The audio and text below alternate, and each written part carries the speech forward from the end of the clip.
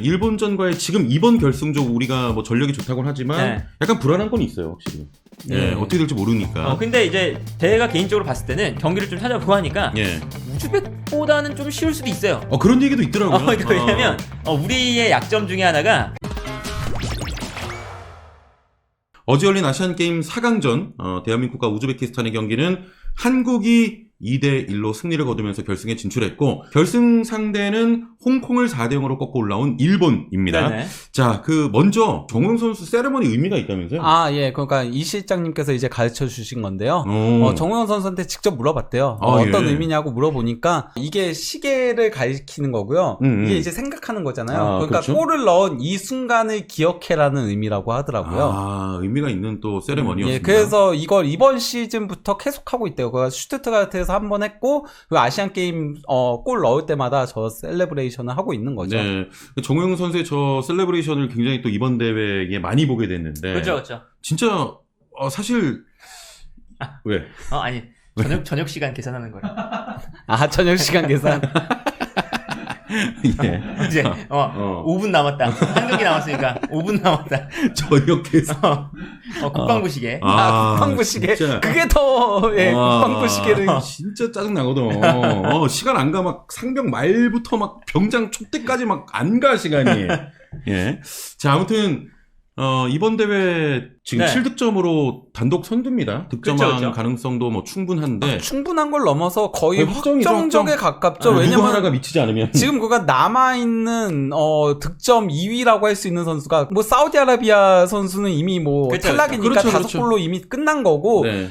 나머지 다 3골 공동 3위거든요. 네. 3골 선수가 4골 이상 넣어야 되는 거거든요. 그렇죠. 뭐 사실상 네. 확정인데 4골만 넣어도 정우영 선수가 공동 이제 득점왕은 되는 거죠. 최소. 그렇죠. 예. 확실히 진짜 잘하긴 잘하더라 정우영 선수가. 그럼요. 클래스가 좀 다른 느낌이에요. 중요할 때마다 득점을 해주고 네, 있고 네. 뭐 득점뿐만 아니라 뭐 최근에 압박해서 볼을 되찾아오는 그런 빈도도 참 높고요. 네. 그래서 확실히 정우영 선수가 이번 대회에는 우리 대표팀을 이끌어 나가는데 좀 큰 그렇죠. 공로를 세우고 있다. 예. 이제 황선홍 감독한테 우려하던 게 이제 4강전쯤 되니까 좀 나온다. 그러니까 경기력에 대한 것도 그렇고요. 네네. 간경 유지가 아시안 게임 이전에 좀 안 좋았어요. 네. 그래서 이제 우려를 많이 했었던 건데 이제 어쨌든 4강전 이상으로 좀 가니까 우즈베키스탄도 뭐 어제 말씀드렸지만 3년 동안 발을 맞춰온 팀이고 그렇죠. 물론 이제 예. 그 팀에서 다 나오진 않았지만 그리고 이제 뭐 일본도 이제 어느 정도 조직력이 있는 팀이니까 우리가 그동안 만났던 팀들보다는 갑자기 이제 그래도 한 계단 두 계단 높은 팀을 이제 갑자기 만난 거예요. 맞아요. 압박도 엄청 심하더만. 네. 그렇죠. 네. 그러니까 이게 뭐 거친 것을 떠나서 거친 건 당연히 뭐 잘못된 거지만 그걸 떠나서 약간의 좋은 수준을 가진 팀이 만나니까 황선홍 감독이 그 아시안 게임 이전에 네. 약간 간경 유지가 안 됐던 것들, 안 좋았던 모습들이 좀 많이 나왔고 그러다 네. 보니까 어제는 사실 그 만들어가는 플레이를 거의 못했죠. 맞아요. 이제 뭐 네. 상대의 실수라던가 세트피스 그때 그 장면 너무 좋았어요. 근데 그 장면을 빼놓고는 우리가 뭐 이렇다 할 만들어가는 플레이도 좀 없었고 네. 근데 이제 그게 어쨌든 우리가 스쿼드가 훨씬 더 상대보다 좋은데도 특히나 뭐 중원에 이강인, 홍현석, 백승호가 있는데 만들어가는 플레이, 중원을 거쳐가는 플레이가 안 나온다는 건 네. 우리가 이제 일본전을 생각을 해봤을 때 보완을 좀 많이 해와야 되는 부분이 아닐까. 네. 그렇습니다. 그래서 뭐 특히 이제 롱볼이 굉장히 많이 나왔죠. 그렇죠. 특히 후반전이 좀 심했었죠. 네. 예, 후반전에 좀 너무 많이 나오면서 좀 답답한 경기가 진행이 됐었는데 우즈벡은 그거를 조금 강요한 부분들이 있었거든요. 우즈벡은 롱볼을 많이 가져가면서 그러면서 이제 앞에서부터 부딪히는 그런 축구를 그렇죠. 했는데 우리도 똑같이 그렇게 롱볼을 하다 보니까 후반전은 솔직히 말하면 경기 보는 게 좀 괴로웠습니다. 솔직히 좀 경기 좀 답답했죠. 네, 좀 좀 지루하고. 우리가 사실은 상대 팀보다 선수들의 클래스가 한두 단계는 훨씬 높은데, 네. 약간 비슷한 축구라니까 조금 아쉬운 면이 있었고, 이제 뭐 그런 건 있었던 것 같아요. 이제 아무래도 상대가 거칠다는 것은 황선홍 감독 당연히 분석을 했을 거고, 예. 그러다 보니까 어설프게 만들어가느니, 앞으로 뻥 차는 게 선수들의 이제 뭐 보호 겸 그렇죠. 그리고 예. 이제 우리가 후방 빌드업 하다가 뺏기지 않는 그런 이점도 있고 그러다 보니까 조금 더 길게 간 면도 있는 것 같아요. 네. 근데 이제 우리가 약간 이 착각을 할 수 있는 게 뻥 걷어낸다고 해서 롱볼 축구를 한다고 해서 간격이 멀어질 필요는 없거든요.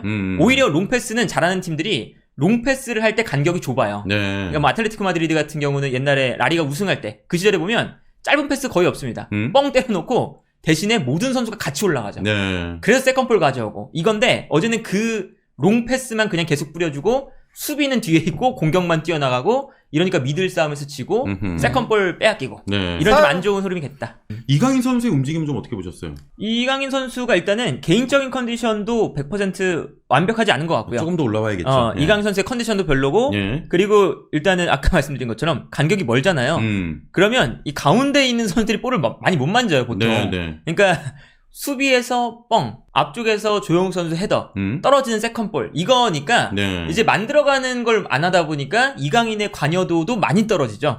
그래서 어제 이강인 선수가 사실은 이번 대회 들어서 뭐 나왔던 경기들만 봐도 어제 경기가 가장 좀 영향력이 없었던 경기가 아니었나. 네. 그 정도로 이제 이강인 선수를 잘 활용을 좀 못하는 느낌은 듭니다. 네. 자, 일단은 결승에 진출했습니다. 7일 토요일 밤 9시에 두 대회 연속 결승에서 일본을 만나게 됩니다. 일본이 이제 홍콩을 4대0으로 대파하고 결승에 좀 미리 올라가 있었던 상황이었는데요. 일본 좀 어떻게 예상하세요? 저는 일본전 예상하기에 앞서서 네. 이제 엄원상 선수가 좀 부상을 당한 상태인 네네네. 거잖아요. 그렇죠. 나올지 안 나올지도 아직 모르는 그렇죠. 상황. 지켜봐야 되는 상황인 건데, 그러면 이제 엄원상 선수가 빠지게 될 경우에 플랜이 어떤 것이 있을까에 대해서 조금 고민을 해볼 필요성이 있다라고 개인적으로 생각을 하거든요. 네. 일단 뭐 기본적으로는 엄원상의 백업은 안재준이긴 하잖아요. 맞죠. 그러니까 위치상으로는 그렇긴 한데 안재준 선수가 나오는 게 나을지 아니면은 뭐 다른 플랜을 생각하는 게 나을지에 대해서 조금 토론을 해봤으면 하는 생각이 있는데. 그래요. 뭐 토론 제안을 또 하셨는데. 저는 개인적으로는 일본전은 일본의 선수들 같은 경우는 워낙 이제 볼을 예쁘게 차고 패스 플레이를 잘하잖아요. 그 압박도 상당히 강하게 가져가고 아까 근데 이제 페노님이 그런 얘기를 하셨잖아요. 패스 플레이가 잘 이루어지지 않았다 그런 얘기들을 하셨는데 저는 그러면은 차라리 이강인 선수를 오른쪽 윙에다가 배치하는 게 어떨까. 이런 의견도 있더라고. 사실 그러니까 안재준 선수를 오른쪽 윙에다가 선발로 내보내기에는 안재준 선수가 조금 투박한 부분들도 있고 하다 보니까 일본 상대로 도리어 이제 점유를 내줄 위험성이 있다라고 생각을 하거든요. 이강인 선수가 오른쪽에 있으면 오른쪽에서 패스 플레이도 해주고 심지어 대한민국 현재 그 성인 대표팀에서 오른쪽 윙으로 나오고 있기도 하잖아요. 그러니까 이강인 선수를 조금 더 오른쪽에 배치해서 점유 싸움도 어느 정도 가져가고 그리고 이제 패스 플레이도 어느 정도 풀어나가는 형태로 가는 게 어떨까라고 생각을 해가지고요. 일단 여러분 헷갈리실 수 있는데 엄원상 선수는 지금 뭐 나온다 못 나온다가 아직 결정되지 않고 결정된 건 아니죠. 봐야 된다고는 한 상황인데 만약에 엄원상 선수가 빠지면 우리 부버지 형님의 말씀은 이강인 선수를 우측 윙으로 좀 배치하는 게 어떠냐 그 자리 엄원상 자리 이런 의견을 좀 주셨습니다. 어떻게 엄원상이 빠지면 어떤 게 좀 좋을까요? 엄원상 선수가 만약에 못 나오면 이제 그 자리에 이강인 선수를 쓰는 방법도 있고 이제 안재준 선수가 나오는 방법도 당연히 두 가지겠죠 사실은. 중국전에 이제 뭐 전반전에 선발로 나왔으니까 그 자리로. 근데 이제 뭐 이제 안재준 선수를 사용한다는 건 각각의 장단점이 있는데 일단 안재준 선수는 어쨌든 피지컬. 그러니까 9번 공격수로도 뛸 수 있는 선수다 보니까 원래 소속팀에서는 9번으로도 자주 나오거든요. 그래서 측면 지역의 그 중국전도 사실 중국전에 안재준 선수가 제일 인상적인 플레이가 많았거든요. 그냥 안재준한테 붙여주고 안재준 선수가 이제 풀백하고 싸우니까 그냥 피지컬로 밀고 들어가면서 볼을 가져올 때가 많았어요. 힘이 좋습니다. 힘이. 이제 일본이 이제 아시는 것처럼 피지컬이 그렇게까지 좋은 팀은 아닙니다. 그러다 보니까 오히려 이제 뭐 이강인 선수를 써서 볼을 점유하는 것도 괜찮고 아니면 안재준 선수를 써서 측면 지역에 계속 볼을 몰아주고 안재준 선수가 피지컬로 밀고 들어가는 뭐 그러한 형태도 뭐 가능하지 않을까. 그렇죠. 이건 뭐 황선홍 감독이 선택을 하는 거니까 잘 선택을 일단 했으면 좋겠는데 뭐 일본이 사실은 뭐 실력이 좋은 축에 속해요. 어쨌든 아시안 게임에 참여한 선수들이 물론 이제 뭐 대학 소속인 선수들도 있고 J리그에서 후보인 선수들도 있지만 어쨌든 무시할 팀은 아니죠. 그렇죠. 그런데 그럼에도 불구하고 우리의 스쿼드와 전력이 훨씬 더 앞서 있다. 사실 객관적인 어떤 전력은 우리가 낫잖아요. 그렇죠. 그건 맞잖아요. 근데 확실히 또 지난 대회 보면은 지난 대회 우리는 뭐 손흥민도 있었고 황희찬도 있었지만 일본전과의 결승전도 사실 쉽지는 않았던 경기여서. 그렇죠. 쉽지는 않아요. 일본전과의 지금 이번 결승전 우리가 뭐 전력이 좋다고는 하지만 약간 불안한 건 있어요, 확실히. 어떻게 될지 모르니까. 근데 이제 제가 개인적으로 봤을 때는 경기를 좀 찾아보고 하니까 우즈벡보다는 좀 쉬울 수도 있어요. 그런 얘기도 있더라고요. 그러니까 왜냐면 우리의 약점 중에 하나가 저돌적으로 들어오는 팀들한테 이 후방 빌드업 하다가 미스가 많이 나와요. 그러니까 어제도 그러니까 이제 약간 뻥뻥 찬 감이 있거든요. 근데 일본은 그 우즈베키스탄보다는 그래도 그 압박의 강도, 피지컬의 그런 뭐 저돌성 이런 것들은 비교적 우즈베키스탄보다는 약한 편입니다. 네. 그럼 이제 우리가 그래도 조금은 여유가 있게 볼을 주고받고 할 수 있지 않을까라는 생각은 들죠. 네네네. 그러면은 이강인, 뭐 정우영 이렇게 선발로 나오겠죠? 이강인, 정우영. 그쵸. 이강인 선수, 정우영 선수는 일단 선발로 나올 것 같고, 네. 이강인 선수는 이제 사실 좀 지켜볼 수도 있을 것 같아요. 그렇죠. 이강인 선수도 지금 뭐 약간, 어제 경기에서 약간 좀 발목 쪽에 충격이 있다라는 얘기도 좀 나오고 있는 것도 있고요. 그리고 뭔가 그 고영준 선수가 나왔을 때 고영준 선수가 컨디션도 괜찮고 반면에 이강인 선수는 아직까지 좀 올라오지 않은 부분도 있다 보니까 네. 적절하게 좀 섞어서 쓰는 게 제일 좋겠죠. 그리고 네. 이제 일본전 같은 경우는 한 번 미스하면은 거기서의 마무리는 일본이 어쨌건 대한민국 다음으로 높은 팀이거든요. 아, 네. 그러니까 그동안의 팀들은 사실 한국에서 미스를 하더라도 그걸 마무리 짓지 못하는 그런 것들도 상당히 한국한테는 도움이 되긴 했었어요. 아, 그건 맞죠. 예, 근데 일본은 거기서의 마무리가 되는 어떻게 보면은 대한민국과 유의한 팀이라고 봐도 무방할 정도예요. 아시안 게임에 참가한 팀들 중에서는. 네. 그렇기 때문에 조금은 뭐 정호연 선수 이제 선발로 내보내서 왜냐면 백승호 선수가 어쨌건 간에 그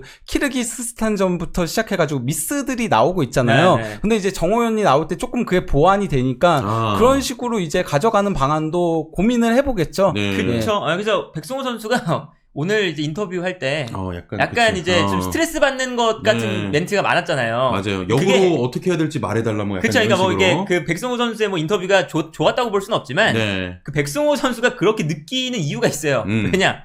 그 어제 경기에서 보시면 아시겠지만 중원에 백승호 혼자예요. 근데 백승호 선수가 그 자리가 전문 힘들어. 수비형 미드필더도 아니에요. 네. 그러니까 본인이 잘하는 위치도 아닌데 주변에 이제 선수들도 다 올라가 있고 하니까 본인이 커버해야 되는 위치가 되게 넓어요. 맞아요. 그러니까 어제도 프리킥이 나올 때 아무도 안 도와주니까 마지막에 이제 이것까지 뚫리면 안 돼서 백승호 선수가 발을 뻗은 것도 거기서 있거든요. 이제 반칙이 나오면서 골이 이제 그렇죠. 그러니까 그런 것도 있어서 백승호 선수도 좀 부담이 큰 위치에 있는데 네. 어제 확실히 정호연 선수가 들어오면서 정호연, 백승호, 홍현석 이게 이제 아예 3미들로 경기를 했어요. 마지막에는. 네. 그러니까 그 다음부터는 세컨볼 찬스에서 우리가 이기는 빈도가 많이 늘어났죠.